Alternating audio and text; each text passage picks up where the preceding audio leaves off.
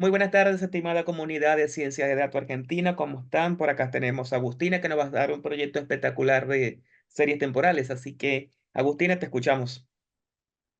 Bueno, muchas gracias, Julio.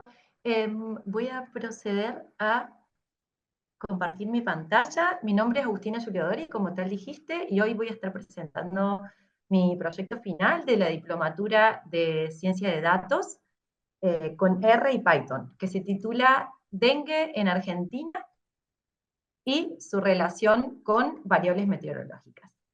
Bueno, claramente la motivación de este proyecto es evidente, ya que todos sabemos que estamos atravesando el peor brote de dengue en la historia de Argentina.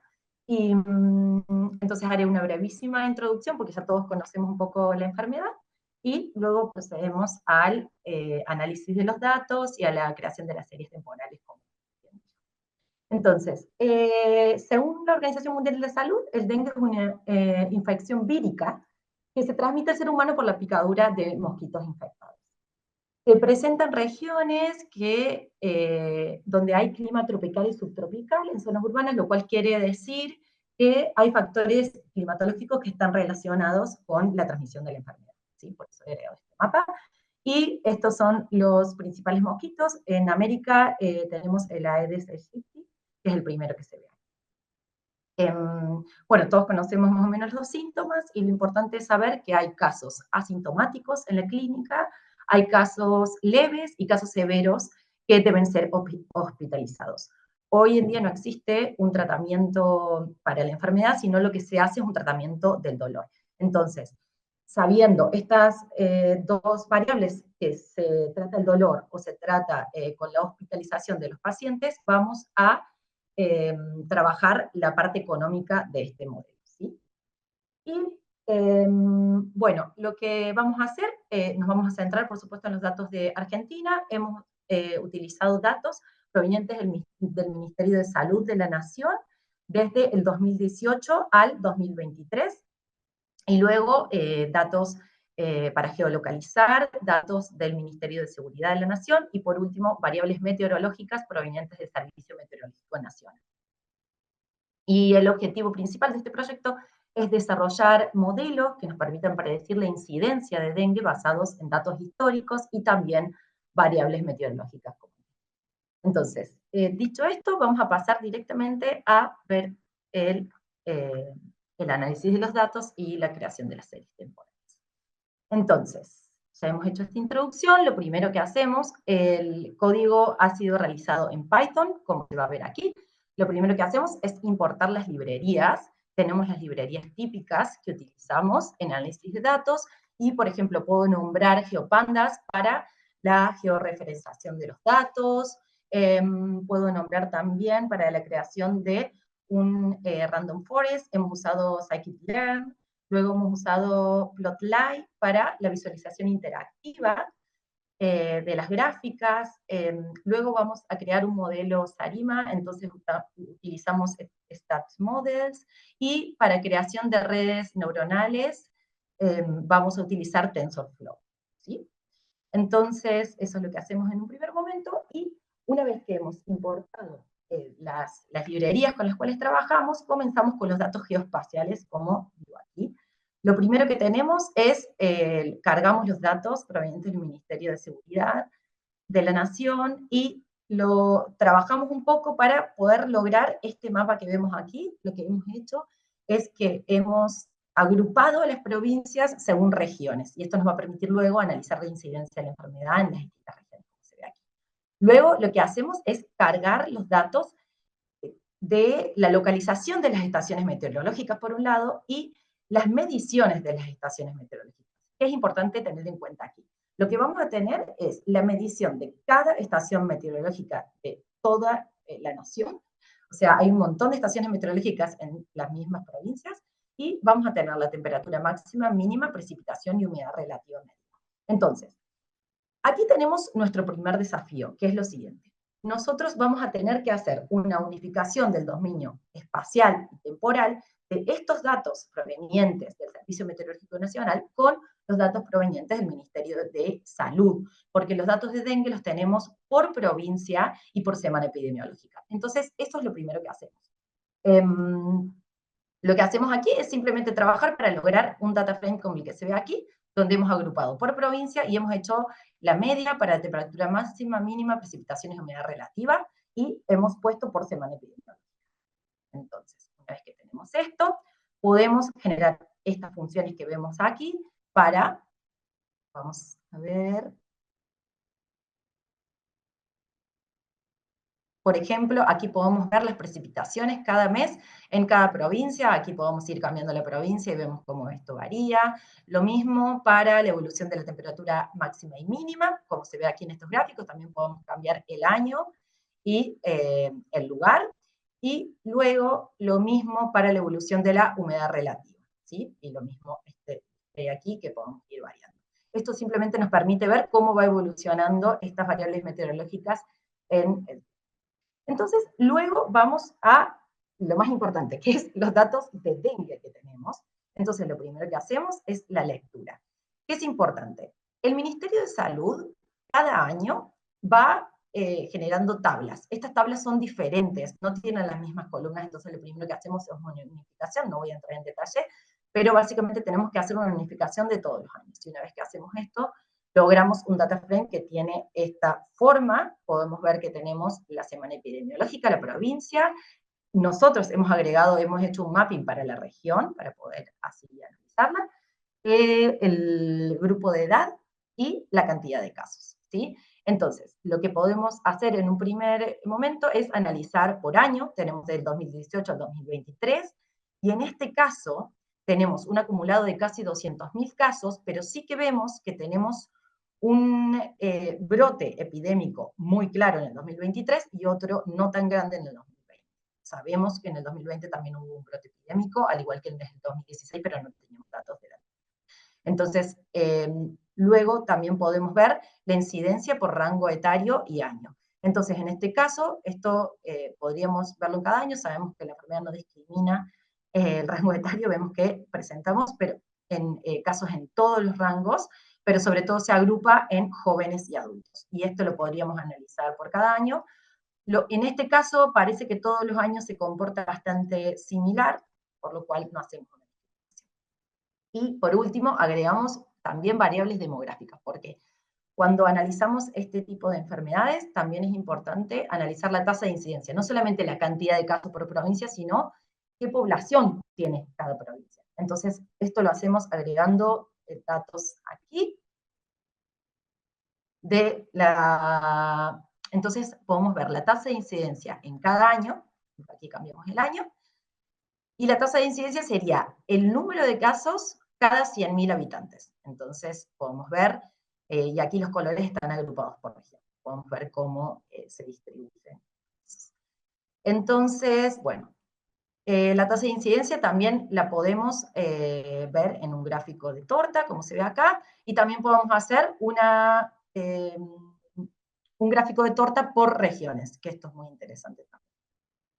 Vamos a actualizar la gráfica, así lo podemos ver un poco mejor, y lo que vemos acá es que podemos ir cambiando el año y vemos qué regiones han tenido mayor tasa de incidencia. Bueno, entonces, por último, lo que hacemos, que es muy importante, es tenemos el mapa de Argentina con cada provincia y podemos visualizar en él la tasa de incidencia cada año. En este caso, estamos visualizando en el año 2023 cómo se fue distribuyendo. Vemos que en Santiago del Estero, como habíamos visto en la gráfica anterior, se da una mayor tasa de incidencia que en otros años. Y podemos variar el año, y ahora va a tardar un momentito en actualizarse, pero podemos ver aquí cómo se ha actualizado la tasa de incidencia para el año 2022. Aquí vemos cómo Salta tiene mucha mayor tasa de incidencia.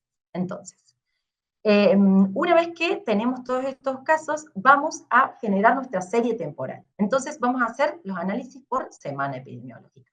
En este caso, tenemos esta gráfica aquí, que podemos ver, vamos a actualizar la gráfica también, y podemos ver nuestros casos por año. Si quitamos el 2023 y el 2020, podemos ver que también los años donde no tenemos brote epidémico se producen un pico, o sea que hay una componente estacional clara, y si agrupamos los datos desde el 2018 al 2023 en una única serie temporal, que es con la que vamos a trabajar, vemos que los picos del 2020, del 2023 son muy claros y que los otros años también tenemos esos picos. Entonces, una vez que tenemos la serie, lo que hicimos fue hacer una unificación. Por eso tenemos aquí un join data de las variables meteorológicas por cada provincia con la serie temporal de cada provincia. Entonces, esto fue realizado aquí.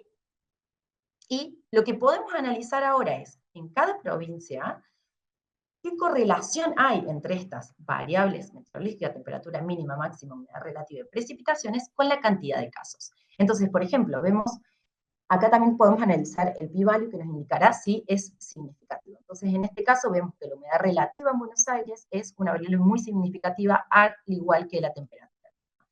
Si nos vamos, por ejemplo, al caso de Salta, vemos, por ejemplo, cómo cambia y la correlación de la humedad relativa con el total de los casos es muchísimo mayor, o sea, es una variable muy importante. Esto nos está indicando que será sumamente importante analizar los casos por región, ¿sí? Y hacemos también un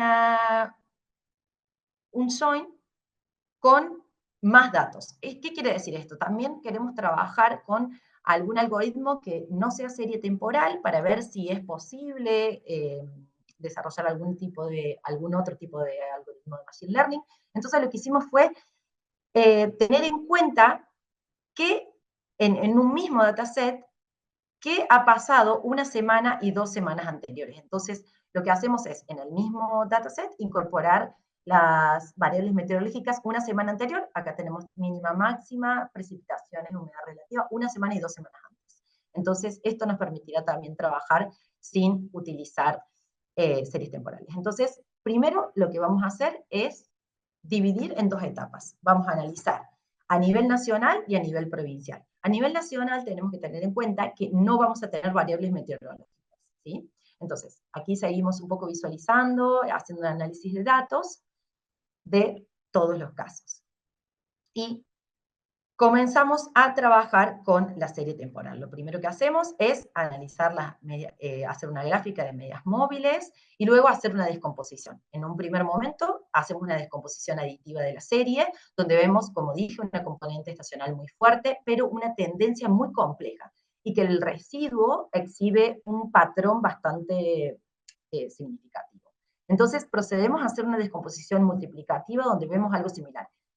Entonces, esto es algo muy importante tener en cuenta para construir nuestro modelo. En primer caso, vamos a construir un modelo ARIMA, como vemos aquí, que es un modelo autorregresivo integrado en media móvil. Es importante tener en cuenta que en este caso vamos a construir un modelo SARIMA. La S aquí indica seasonal, que tiene en cuenta la estacionalidad. Entonces, para ello, primero tenemos que comprobar la estacionariedad de la serie con una prueba Dick-Fuller y luego la KPSS, donde nos indican, las dos pruebas nos indican que estamos ante una serie estacionaria. Luego hacemos la visualización de la autocorrelación y autocorrelación parcial, simplemente para poder definir las variables P y Q de nuestro modelo SARIMA. Entonces, en este caso, hacemos un split, una división entre training y testing data. En este caso estamos trabajando con series temporales, entonces algo a tener en cuenta es que no podemos hacer una división random de los datos, sino que vamos a analizar las últimas 52 semanas, que quiere decir el último año. Entonces vamos a tratar de hacer el training con los primeros años hasta el 2023 y vamos a predecir para el 2020. ¿Sí? Entonces, en este caso definimos, vamos a ajustar el modelo con diferentes parámetros, el modelo SARIMA, como vemos aquí, y vamos a elegir el mejor basados en uno de los parámetros, que es el parámetro AIC.